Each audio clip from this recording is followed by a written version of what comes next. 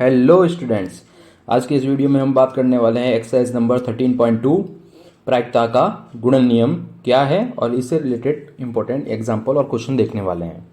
तो सबसे पहले तो आपको पता होना चाहिए कि प्रायिकता का गुणन नियम का फॉर्मूला क्या है। तो प्रायिकता का गुणन नियम का फॉर्मूला है P intersection F P F into P E upon F. या आप इसको ऐसे भी याद रख सकते हैं कि अगर आपके पास आता है पी ए इंटरसेक्शन बी, ठीक है, तो आप लिख सकते हैं कि P A into P B upon A, ठीक है। या फिर आप इसको ये भी लिख सकते हैं कि P B into P A upon B. ये भी पी ए इंटरसेक्शन बी का ही फॉर्मूला है, ठीक है। ये दोनों फॉर्मूले राइट हैं, बस आपको ध्यान रखना है जो पहले आ रहा है यहाँ पर देखिएगा पी बी पहले आ रहा है, जो पहले आएगा वो डिवाइड में आ रहा है यहाँ पे, ये चीज़ याद रखिएगा। तो यहाँ पे भी फॉर्मूले में देखो पी एफ आ रहा है, एफ डिवाइड में आ रहा है, तो ये फॉर्मूला आपको याद रखना है। इसमें ये भी एक पॉइंट याद रखना है कि पी ए इंटरसेक्शन बी को पी ए बी से भी लिखा जाता है, पी ए बी से। तो बाई चांस इंटरसेक्शन नहीं आता, पी ए बी लिखा हुआ आता है, इसका मतलब यही आपको फॉर्मूला यूज करना है। तो सबसे पहले अपन देखते हैं एक एग्जाम्पल सॉरी एग्जाम्पल नंबर 8 है। एक कलश में 10 काली और 5 सफेद गेंद है। 2 गेंद एक के बाद एक निकाली जाती है, यानी हमें आवश्यकता है 2 गेंदों की। पहली गेंद दूसरे के निकालने से पहले वापस नहीं रखी जाती। तो यहाँ पर ये लाइन जो लिखी हुई है, इसकी जगह एक वर्ड आता है प्रतिस्थापन और बिना प्रतिस्थापन, ठीक है।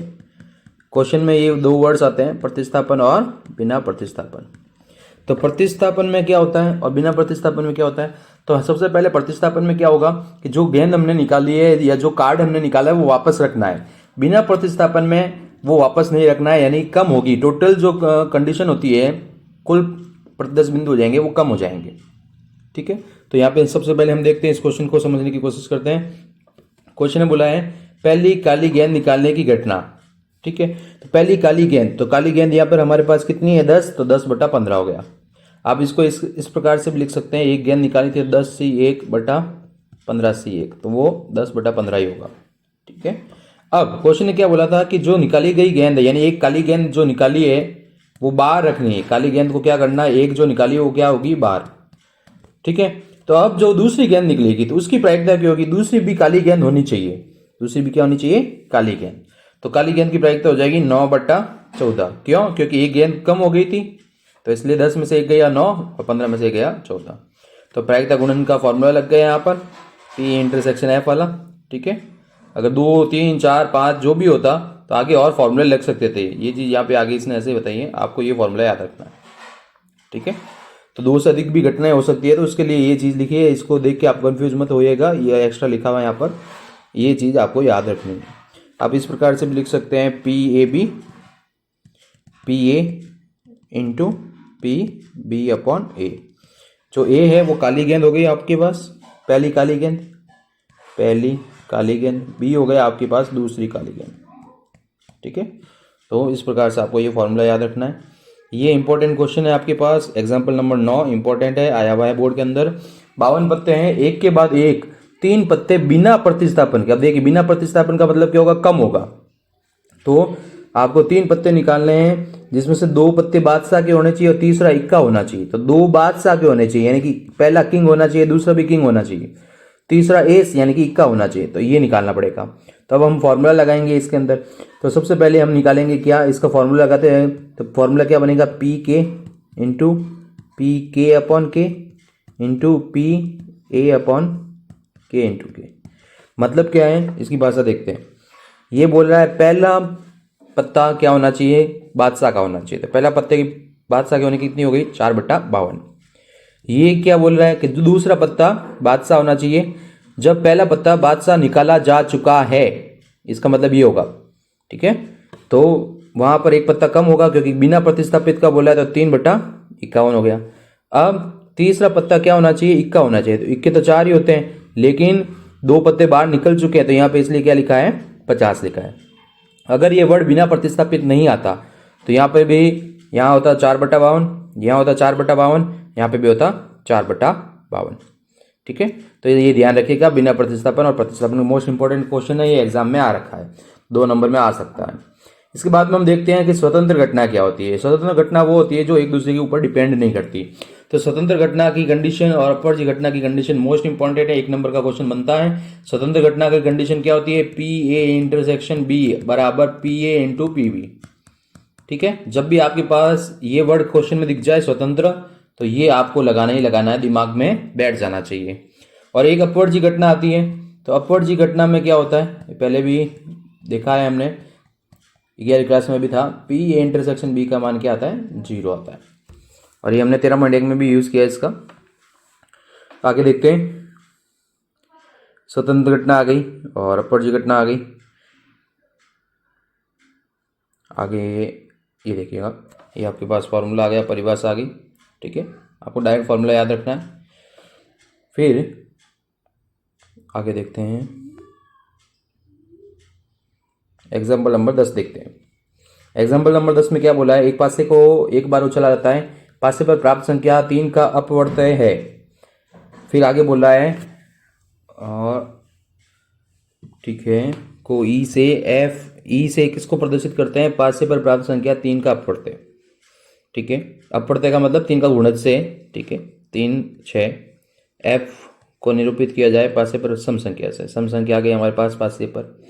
ठीक है, आपको एग्जाम में लिखने में प्रॉब्लम आती है तो आप किस प्रकार से लिख सकते हैं वो भी बता देता हूँ। आप ऐसे लिखेंगे, ई बराबर, जो ये लाइन आई है पासे पर, तो आपको थोड़ा कन्फ्यूजन जो भी होगा वो क्लियर हो जाएगा।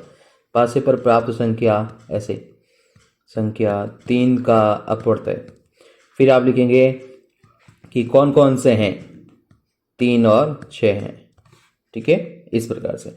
फिर एफ की भाषा, और फिर अपने एफ के पास क्या क्या आ रहे हैं वो लिख सकते हैं, तो उससे कंफ्यूजन खत्म हो जाएगी। फिर इसने इंटरसेक्शन निकाल लिया, दोनों में कॉमन कौन है। और फिर हमने क्या पूछा क्वेश्चन ने, बताइए स्वतंत्र है कि नहीं है, तो हमें ये जांच करनी पड़ेगी। तो हमने पी ई और पी एफ को गुणा किया, अगर इन दोनों का गुणा इसके बराबर आता है तब वह अपवर्जी होती है, नहीं तो नहीं होती है।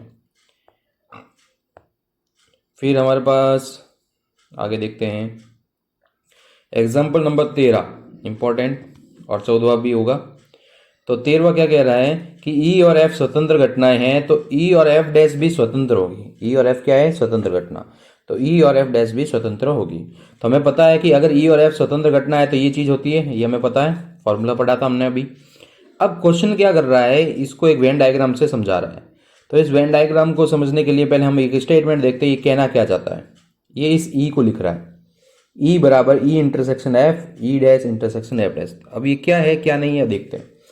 तो सबसे पहले हम ई की बात कर रहे हैं, तो ई कौन है, ये देखिए, ये ई है, ये पूरा जो गोला मैंने ये डार्क सर्कल किया है इससे, ये पूरा ई है। ठीक है, अब ई इंटरसेक्शन एफ लिया है उसने, क्या किया है, ई इंटरसेक्शन एफ। अभी देखते हैं इसको,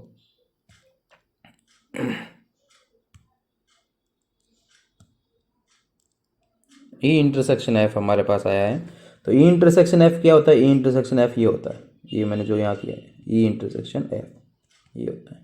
ठीक है, फिर इसने क्या किया, E intersection F dash. E intersection F dash क्या होता है, ये रहा, और ये वाला पार्ट क्या है, ये है। ठीक है, सिर्फ ये मैंने जो अभी हाईलाइट किया है, ये वाला। तो इन दोनों को मिलाएंगे, मिलाने का मतलब क्या होता है, यूनियन। ये देखिए, यूनियन यूज किया गया, तो इसको इस प्रकार से अपन लिख सकते हैं। ठीक है, फिर यहाँ पे ई इंटरसेक्शन एफ और ई इंटरसेक्शन एफ डैश परस्पर अपवर्जी, यानी कि कॉमन आ रहा है कि इन दोनों पार्ट में जो मैंने हाईलाइट किया कॉमन आ रहा है कि इन दोनों में कोई कॉमन नहीं आ रहा, तो अपवर्जी है। ठीक है, तो अब पी का यहाँ पे फॉर्मूला लगा दिया, यहाँ पे ये जो हमने ये कंडीशन लिखी इसके अंदर पी यानी प्रायिकता ली है। ठीक है, पी इंटरसेक्शन एफ, ये पढ़ा पी इंटरसेक्शन एफ, इसको इस तरफ भेज दिया, ट्रांसफर किया है, इसको यहीं रखा, बाकी उसको उधर भेज दिया। ई इंटरसेक्शन एफ का मतलब क्या था, ये देखिए ऊपर, ई इंटरसेक्शन एफ का मतलब समीकरण नंबर 1 से पी और पी एफ था, पी और पी एफ लिख दिया, पी कॉमन ले लिया, ये बच गया पी एफ, तो इसको हम किन्ने क्या लिख दिया, पी एफ डैश। ये क्वेश्चन आ सकता है एग्जाम में, प्रॉपर्टी बेस पे है, एक बार आप मिलाओगे तो आसानी से समझ में आ जाएगा। ठीक है, आगे चलते हैं। ये मॉडल पेपर में इस टाइप के क्वेश्चन आए हुए हैं, आ सकते हैं 2 नंबर में, कोई ज़्यादा हार्ड नहीं है ये क्वेश्चन। ए और बी दो स्वतंत्र घटनाएं हैं, ए या बी में से न्यूनतम एक के होने की प्रायिकता ये होगी। तो अब देखिए, न्यूनतम जब भी बोलता है तो इसका मतलब यूनियन होता है। ठीक है, या आ गया हमारे पास, या भी लिखा हुआ आप देखिएगा, तो पी ए यूनियन बी का फॉर्मूला लगाया। तो पी ए यूनियन बी का फॉर्मूला क्या होता है, यही होता है P A plus P B minus P A intersection B. Question ने बोला ए और बी स्वतंत्र है, तो ए इंटरसेक्शन जो बी होगा वो किसके बराबर होगा, P A into P B के बराबर होगा स्वतंत्र घटना में। सही है, तो यहाँ पर ये अप्लाई कर दिया इसने। अब इसने क्या किया है, यहाँ पर और यहाँ से और यहाँ पर ध्यान देना आप, क्वेश्चन ने जो पूछा उसके अकॉर्डिंग ही लिखना है। पी बी कॉमन लिया, इन दोनों में से क्या किया है, पी बी कॉमन ले लिया, पी बी आ गया तो 1 माइनस पी हो गया। 1 माइनस पी ए को हम क्या लिख सकते हैं, पी ए डैश लिख सकते हैं। ठीक है, ये फॉर्मूला होता है ना, किसी घटना का घटित होना और घटना के घटित नहीं होने का योगफल सदैव एक होता है। तो पी ए डैश को हम लिख सकते हैं 1 माइनस पी ए, 10वीं क्लास में पढ़ा है ये हमने, तो ये हमने पी ए डैश लिख दिया। अब पी ए का, पी ए को क्या लिख सकते हैं, यहाँ से आप देखिए मैंने अभी ये जो पॉइंट यहाँ पे लिखा है, ठीक है, यहाँ पे जो पॉइंट लिखा है ये पी ए, इस पी ए को मैं क्या लिख सकता हूँ, 1 माइनस पी ए डैश लिख सकता हूँ, ये 1 माइनस पी ए डैश लिख दिया। अब इन दोनों में क्या कॉमन आ रहा है, वो चीज़ कॉमन ले लीजिए। इन दोनों में पी ए डैश कॉमन आ रहा है तो पी ए डैश कॉमन ले लिया, 1 माइनस पी बी बचा और इसको हम पी बी डैश लिख सकते हैं। तो ये दोनों एग्जाम्पल आपको मिला लेने हैं, क्योंकि मॉडल पेपर में एक क्वेश्चन आया हुआ है इन दोनों में से, तो आने के चांस बनते हैं, बच्चे ध्यान नहीं देते, बिल्कुल ईजी है, एक बार आपको कर लेना है। 13.2 में से 100% क्वेश्चन आएगा, देखिएगा आप, फॉर्मूला बेस पे आएगा एक तो, जो कि स्वतंत्र घटना का अपवर्ज्य घटना का हो सकता है, जैसे ये पहला क्वेश्चन है। ठीक है, बिना प्रतिस्थापन और प्रतिस्थापन का वर्ड आपको ठीक ढंग से समझना है। यहाँ पर ये क्वेश्चन इंपॉर्टेंट है, छठा। ठीक है, सातवां, ये क्वेश्चन आपको कर लेने हैं, छोटे छोटे क्वेश्चन है, आपको ज़्यादा टाइम भी नहीं लगने वाला है। सॉरी, 9वां 10वां भी आपको एक बार देख लेना है, ज़्यादा टाइम नहीं लगेगा इन क्वेश्चंस में। यहाँ पर एक मोस्ट इंपॉर्टेंट क्वेश्चन बनता है 12वां, आया हुआ है एग्जाम में, ये 14वां भी एग्जाम में आया हुआ है। जब समस्या हल हो जाती है, समस्या हल हो जाती है का मतलब क्या होता है, पी ए यूनियन बी निकालना है, आपको ये ध्यान रखना है। ठीक है, तथ्यत दोनों में से कोई एक समस्या हल कर लेता है, इसका मतलब एक करता है तो दूसरा नहीं करेगा, ये चीज़ याद रखना है। इसका आपको फॉर्मूला लगाना है। इसका फॉर्मूला क्या होता है, हमारे पास P A minus P A intersection B. ठीक है, इस प्रकार से ये क्वेश्चन होगा। आपको फॉर्मूला मैं यहाँ पे अलग से एक बार लिख देता हूँ कि जो P A intersection B dash होता है, इसका फॉर्मूला होता है P A minus P A intersection B. ठीक है, ये फॉर्मूला याद रखिएगा। इसी प्रकार से नीचे वाले क्वेश्चन इतने इंपॉर्टेंट नहीं है। यहाँ पर ये क्वेश्चन 17 एमसीक्यू टाइप का और 18वां एमसीक्यू टाइप का क्वेश्चन है।